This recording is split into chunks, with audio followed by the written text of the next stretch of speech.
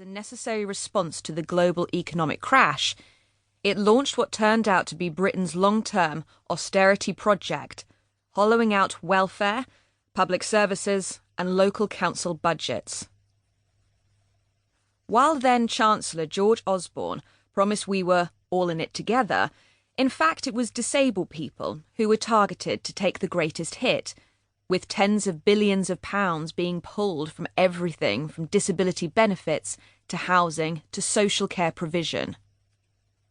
The Centre for Welfare Reform calculated in 2013 that disabled people would endure 9 times the burden of cuts compared to the average citizen, with people with the most severe disabilities being hit a staggering 19 times harder.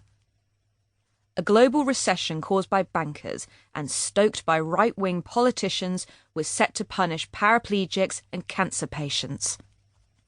This did not come about by accident, but rather was a deliberate attack on disabled people in Britain. In a climate of disenfranchisement, squeezed wages, and growing individualism, disabled people became Britain's new favourite target. Ministers freely spoke about the work-shy, long-term sick exploiting hard-working taxpayers. Television shows openly mocked working-class sick and disabled families. Newspapers began to eagerly hunt out examples of so-called scrounging disabled people. The scapegoating of the disabled had become a respectable, mainstream part of British culture. In 2012, The Sun launched a campaign to beat the cheat, even setting up its own national benefit fraud hotline and calling on patriotic Brits to name and shame fiddling scroungers in their areas.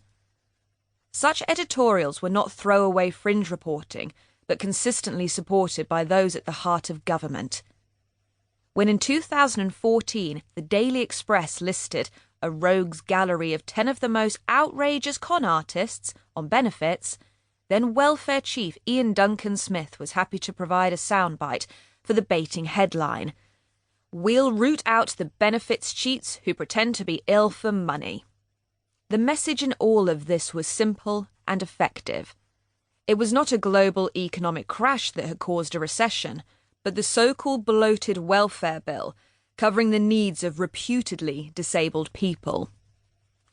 It was not high private rents, lack of social housing, or low wages that was the root of people's problems, but their disabled neighbour living an easy life on benefits. Demonizing people on the bottom rung of society has been a method of reinforcing the status quo through the ages. This has long particularly been the case during times of economic crisis, where minorities and marginalised groups become scapegoats of those in power. But what was unique about the scapegoating of disabled people post-2010 was that the group now being sacrificed was the very people society had always promised to protect. Over the past couple of decades, we have got used to politicians describing Britain as a country that has always exuded a sense of fairness and decency. And the treatment of Britain's disabled citizens is in many ways at the heart of this. We have all heard the phrase, "The mark of a civilised society is how it treats its most vulnerable citizens." It is an idiom long used to articulate Britain's apparent caring attitude to disabled people. In many ways, providing a safety net for citizens struggling with poor health is central to Britain's very identity of decency and fairness, one that comes with the inbuilt claim that even in tough economic times, disabled people would always have a safety net to rely on. This book will show not only that this is rose-tinted revisionism of Britain's long-troubled relationship with disability, but also that the austerity era has seen those in power abandon even a pretense of duty to disabled citizens and brutally turn against them. Disabled people, once a source of compassion and care, have become an object of suspicion, demonization, and contempt. It was official. Under austerity, the one group in society who had been supposedly untouchable